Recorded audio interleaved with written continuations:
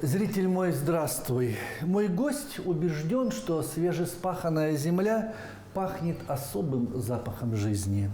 О крестьянской душе и приморской деревне мы сегодня поговорим с Анатолием Тимчишиным. Анатолий Степанович, здравствуйте. Здравствуйте. Ваша жизнь деревня или были городские периоды? Не, была вся жизнь деревня. А почему так получилось, что всю жизнь деревня-матушка? Ну, наверное, так получилось. Родители всю жизнь в деревне. И у нас была даже династия в 90-е годы, 80-е даже в конце.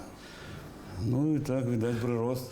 Тимчишин Анатолий Степанович родился в 1958 в поселке Шулактау Джамбульской области. В 1990 году окончил Дальневосточное высшее инженерное морское училище имени адмирала Невельского по специальности инженер-электрик. В 2009 году Приморскую сельхозакадемию по специальности агроном. В настоящее время живет в селе Синельниково-2 Октябрьского района Приморья. Глава крестьянско-фермерского хозяйства, депутат Думы Октябрьского района. Женат, имеет 4 детей. В августе 2019 года приютил у себя 40 человек, пострадавших от тайфуна Кросса. Потихоньку, живя на селе, прорастаешь. Построил там сарайчик, завел там поросенка, да?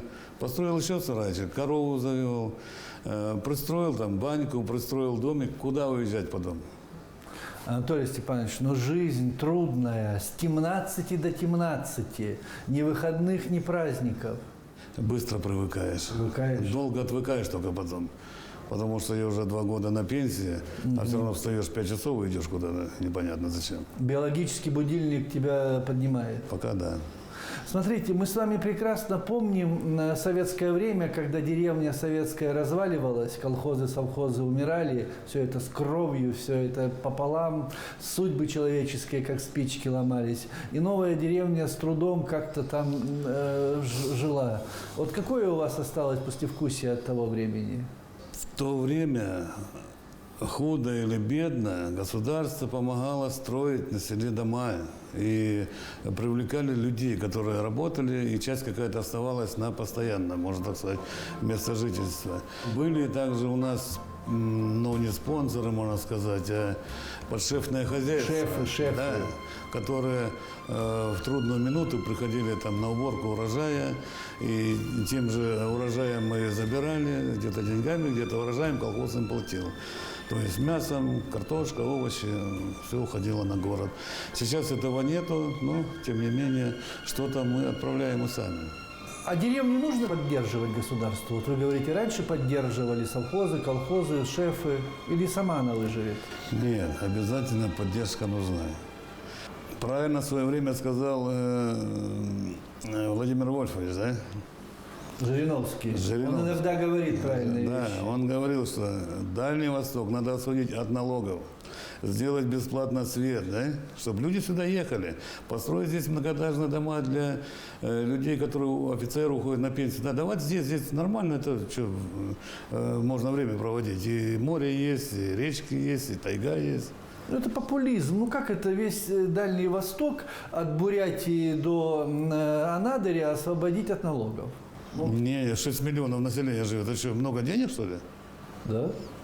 Вы считаете, что можно? Я думаю, что население можно, все, да? Единственное, конечно, такие вот, можно сказать, предприятия, которые имеют большой доход, это взять тоже переходы, да? Таможня. Они должны налоги платить. Конечно, да. И тогда народ поедет на Дальний Восток, и оттока не будет. Сегодня у вас крестьянское хозяйство? Да. Что оно из себя представляет? Оно представляет полный набор техники для обработки земель.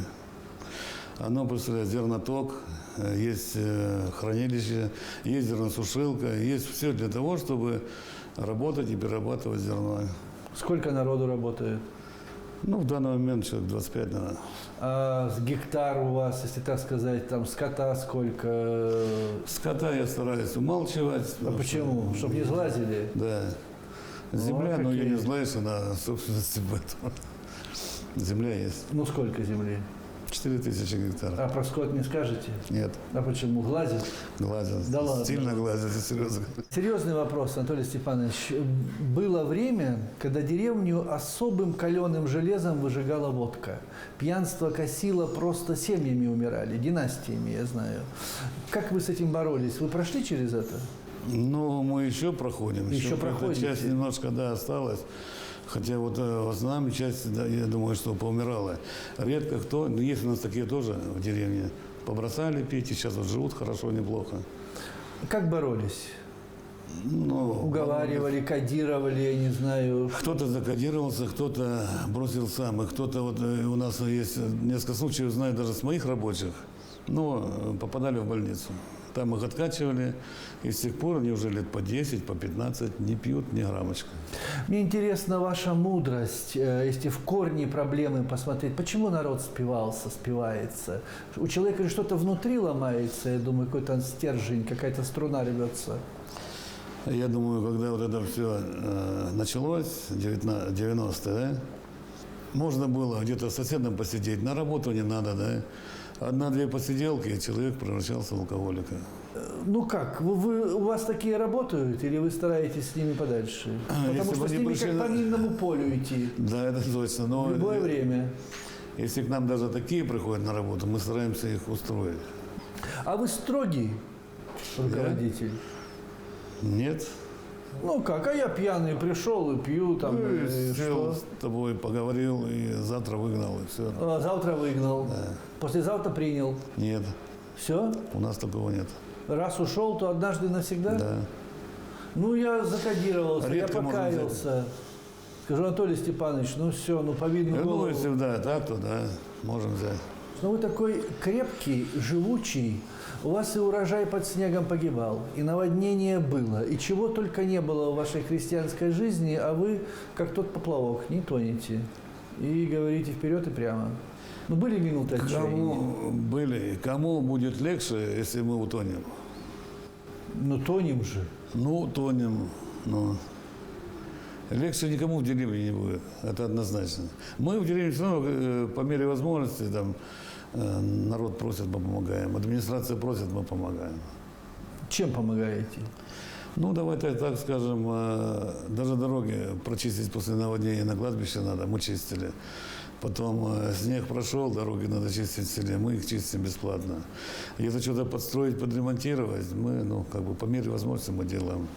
Анатолий Степанович, сегодня все считают деньги. Каждый гвоздь стоит денег, каждый литр солярки стоит денег. Другой бы сказал, дорогая передача, я вам плачу налоги, а остальное, сельсовет, это ваши полномочия, обязанности, и будьте добры, чистите. Я скажу так, что сельсовету и даже району все равно денег не хватит для того, чтобы все убрать, все почистить. Ну и что? А вы капиталист? Да, а вы свои денежки тратите на Мы, это? наверное, еще в старой закалке, Не капиталист? поэтому помочь надо всегда. Не отказываете? Нет. Вы говорите, что у вас мама здравствует. Сколько лет матери? 85. Кем мама работала всю жизнь? Дояркой, подзановец, немножко семенатором. А так всю жизнь дояркой проработал. Выработанная, наверное, как моя мама говорила, вытрепанная. Да. Представляю, что такое всю жизнь дояркой. Ну, сама ходит, и, дай бог здоровья. За что вы матери благодарны? Вот есть какие-то вещи, которые маме, именно от мамы? Но я в детстве тоже был, как бы, ну, хулиган немножко. Немножко это как? Но вы Отец- на учете в детской комнате милиции состояли, нет? Нет, ну, был хулиганом. Отец меня, ну, как бы бил немножко. Но бил, он скотником работал в свое время. Кнуты такие хорошие были. Как протянет 2 раза, и месяц шкура не заживала. А мама всегда была на моей стороне. Прав я или виноват. Она со мной поговорит, но плохого слова никогда не скажет. И за это благодарен на сегодня, Да, помнится. да. Чему научила мать? Вот какие-то есть качества, которые вот от нее переняли, может быть? Ну, наверное, терпение. Как проходит ваш обычный день? Вот ваш средний такой день. Во сколько подъем? Так подъем может в любое время, а выходишь из дома в 7-8 часов. Ну и дальше. И все, идешь в контору, там уже планерки. И пошла песенка по кругу. А у вас выходной есть? Отпуск? У меня каждый день выходной, я же на пенсии говорю. Это так условно. У меня есть, я беру дней 25 даже в год, съездить здоровье поправить. В санаторий? Или Да, санаторий. На моря, в Таиланд, нет? В Таиланд, да, 10 дней мне обязательно надо в теплых краях побыть. Какие крестьяне пошли, молодцы. А что делать? Вот. На пенсии? Пенсия сколько, а, у крестьянина? Нормально, 17 тысяч. Нормально? Да. В прошлом году было такое разрушительное наводнение в Приморье. Вас оно тоже коснулось? Да, у нас очень много утонуло. У нас, по сути дела, и хранилища пустые. Я имею в виду только то, что было у нас на низу посажено. У нас еще есть верхние земли. Картошки много утонуло, овощей, там, бакча. Но зато основные продукты, такие как соя, кукуруза, поставалось. На этом мы живем. Вот это вот у людей вода везде, во дворах, дома вон плывут. Вот покажу сейчас, вот рыбаки рыбу ловят, хоть рыбы наедятся сегодня, картошка уплыла.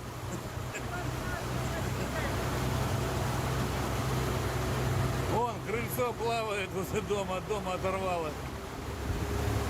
Вот здесь была картошка, сейчас, наверное, уже нету.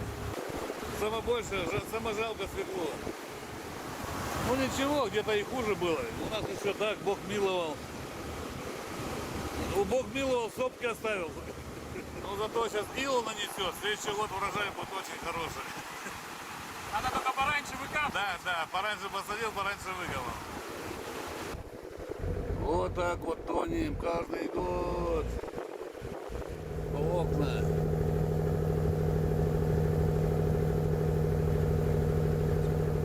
Все дома в воде, все в воде.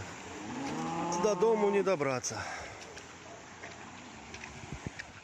Сегодня государство компенсирует больше, чем в советское время. Я знаю, в советское время никто ничего не компенсировал. Дадут кубометр досок, вот и стройся сам.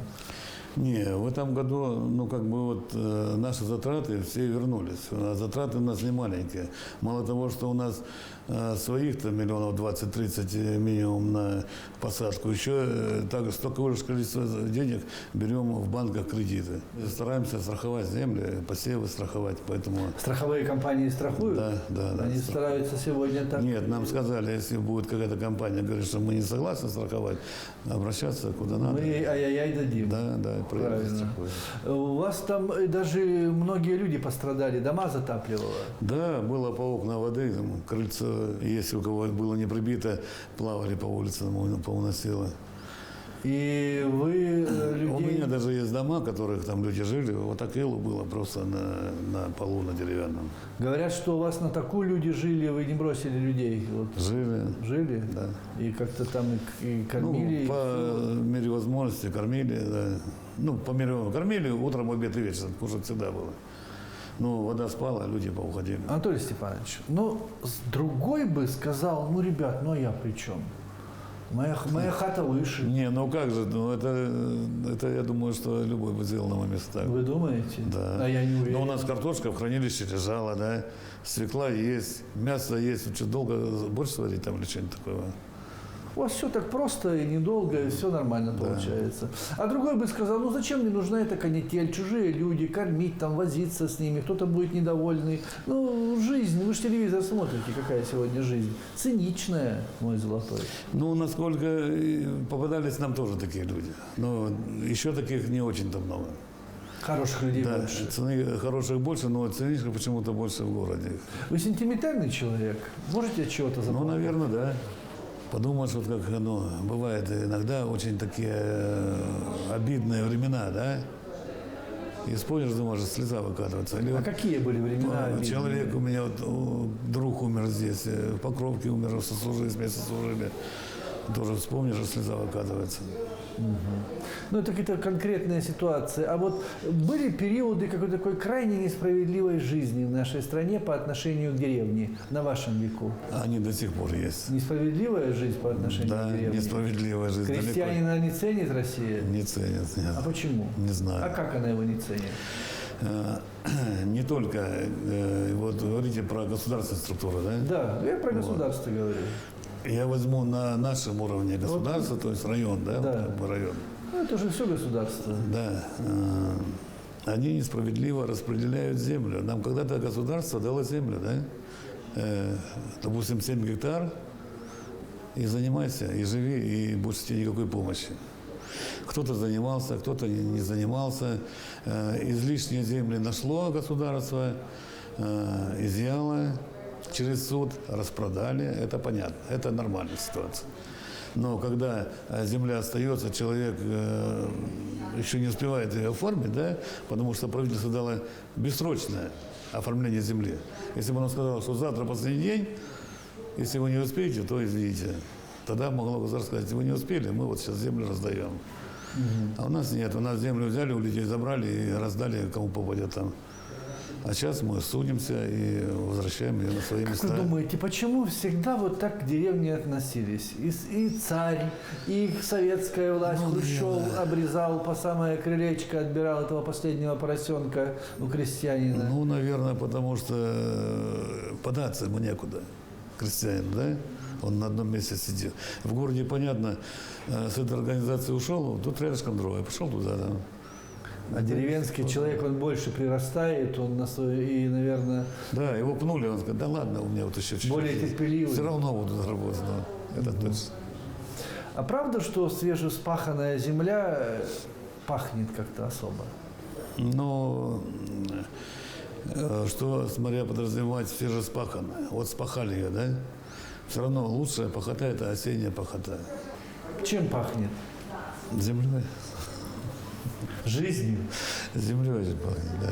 Любите вот этот запах, вот эту по пахоте пройтись? Надо как-то свежая влага какая-то, вот как, можно сказать, одеколон есть такой, да? Вот надо придумать такое, пускай бы горожане, не уезжая в деревню, могли бы насладиться. Парфюм придумать? Да, наслаждались бы этой жизнью. Думаете, будет пользоваться? А почему бы и нет? Я не знаю. На окно поставил, ветерок Может через быть, дом проходит. генетически людям же это Да, близко, но да. все же от земли просто Вот оторвались от нее. Вы можете крепким словом приложить при случае? Могу. Особенно утром. А почему? Не знаю, может, это с годами выработалось. Если я утром не поругался, там, не покричал, Серьезно? я так плохо себя чувствую. А с кем поругаться? С надо рабочими. было? С рабочими? Или там, ну, мало ли с кем. Но с собой в основном с рабочим. Ага. Так прошел, оно не злобы ради, а так просто, да, как это? Они, наверное, уже привыкли. А сейчас это сейчас покричит, говорит, и все нормально. Ну и все, потом через 5 минут подходи и решай любой вопрос. Да. Оно легче, наверное, так. Ну, наверное, да. Сказанул, и вроде Да. так. Высказал, что думаешь. Ну, иногда правильно, иногда неправильно, не знаешь. А можете прощение, Ну, не обижай. прощения попросить, если не прав? Вот бывает, что я это Да, перегнул. могу. И сказать, слушай, прости меня, я тут что-то маленько занесло не туда. Это не трудно просить прощения? Ну, другой бы сказал, как-то гордость, как-то вроде бы там... Не, Нет? И люди, наверное, как-то это ценят. ну, не знаю, может быть, А любимое время года какое у вас? осень. А почему? Оно такое трудное в деревне. Все равно самое хорошее. А что в осени есть? Есть урожай, который продаем, которым наслаждаемся, что да, получили что-то. А цветы полевые жене не дарите? Бывает, букетик найдешь? Бывает, редко, правда, но бывает. Редко? Хотя надо чаще делать. Я над этим задумаюсь, буду почаще делать. А любимые цветы есть? У меня Да. Вот прямо душа поет. есть, но не такие вот ромашка. Ромашка. Белая ромашка полевая, да. Точно. Она какая-то такая очень нашинская. Да. Согласен. А вообще есть любовь на свете, Анатолий Степанович? Или это все выдумали поэты и писатели? Ну, я думаю, есть. Только словами почему-то никак это не расскажешь. Да слов столько, книги написаны, Не. песен написано, сколько о ней, о любви. И все равно Ну, я знаю, вся словами никак. никак. А что это? Как говорила Надюха, любовь и голуби жгете, вот тут жгете внутри. Ну, наверное, да. Наверное, вот жгло? Были времена? Да, когда-то были. А любовь проходит, или она остается, или она просто меняет какие-то фазы свои? Нет, она как бы вот прорастает чем-то. Сколько у вас детей? Не знаю, примерно 5, наверное, 4 точно есть. Молодец. Жена рада, сейчас слушает этот ответ. Ну, 5 или 4? Жена вон сидит на... 5 или 4? Ну, пока 4 считаю. Пока 4. Дети взрослые? Есть взрослые, есть не взрослые. Вы хотите, чтобы ваши дети остались в селе жить? Честно. Очень бы хотел. Правда? Да. И прошли бы они вашу судьбу и вашу жизнь? Ну, прошли или нет, конечно, пускай проходят, потому что ничего плохого и зазорного в этом нет. А сегодня многие мечтают, чтобы, говорит, сыночек, только посмотри на мою жизнь, вот как я дояркой всю жизнь, у меня ни рук, ни ног нет, езжай, сынок, в городе, хоть кем, уезжай.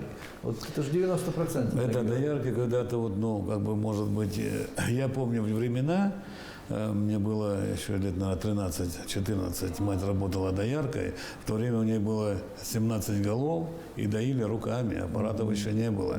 И я даже утром раненько с ней вставал и помогал ей, 1-2 коровки я подаю всегда. А сегодня корову подоите? Руки помнят? Конечно, Помнят. такое не забудется никогда. А ну уже не доите, или бывает иногда? Да нет, сейчас просто не приходится. А если пришлось бы, доил. Подоил бы. Да. А что для вас деньги? Самый такой интимный вопрос. Ходовой товар. Ну, да. Деньги можно поменять на что-то. Но они нужны, они важны в жизни. Ну, если бы давали за фантики что-то, да, то они бы не нужны были. А так, куда не пойдешь, удобрения купить, семена купить, ну, везде нужны деньги. А какую самую большую сумму денег вы держали в руках? Можете сказать? Могу, я держал миллиарды в руках. Да ладно. За один раз, да. Как-то, когда? Когда были миллионы еще. А, еще тогда Да, да. Керенскими. Да. Ну и что чувствовали при этом, когда миллиарды в руках? Тогда доллар было 6 рублей, и я до сих пор жалею, что я не купил на все доллары. Не понимали этого? Ну, может быть, все-таки думал, что рубль хороший. Верили в рубль. Да. А он нас обманул всех. Ну, не совсем, как бы, А куда бы вы эти доллары потратили, если вы купили? на тогда? новую технику. На новую технику. Я думал, снял в банк положит под проценты, Да, там ну. что-то. Поедет куда-нибудь в Париж слетать. Построил бы домов штук 10 новых в деревне. Для кого? Ведь для рабочих дома-то ветшают. Люди поэтому и уезжают, что не сегодня дом, завтра завалится. Деревянные дома еще армяне строили там в 60-е, 70-е годы. Вот честно, если бы были свободные деньги, вы бы построили 10 домов, Да. но вы бы могли их, а жена сейчас скажет, дурила, детям давай, внукам. Она всегда со мной соглашается. Соглашается. А кто вас оценит, ваши труды? Забудут все, скажут, ну, мог бы и не строил. Это же дело такое не очень благодарное. Ну, как бы я про это не думаю никогда. Не думайте никогда. Чего хочется от жизни, Анатолий Степанович? У каждого человека есть мечта какая-то, маяк. Да, у меня мечта, ее, наверное, все уже знают в деревне. Не в деревне, хотя с моей рабочие. Что охота походить на рыбалку, спокойно посидеть там часа 2-3 каждый день. Не получается. Удочки есть, но я уже свое озеро построил. Свое? Да. Выкопал? И рыбу запустили, да, ну сейчас расширять будем еще. А времени нет. А времени нету. А что есть в рыбалке? То, почему, за что ее любят очень многие. Ну, не знаю, покоя. Смотришь вот на этот поплавок и надеешься, вот сейчас он начнет шевелиться. А когда шевельнулся азарт, Конечно.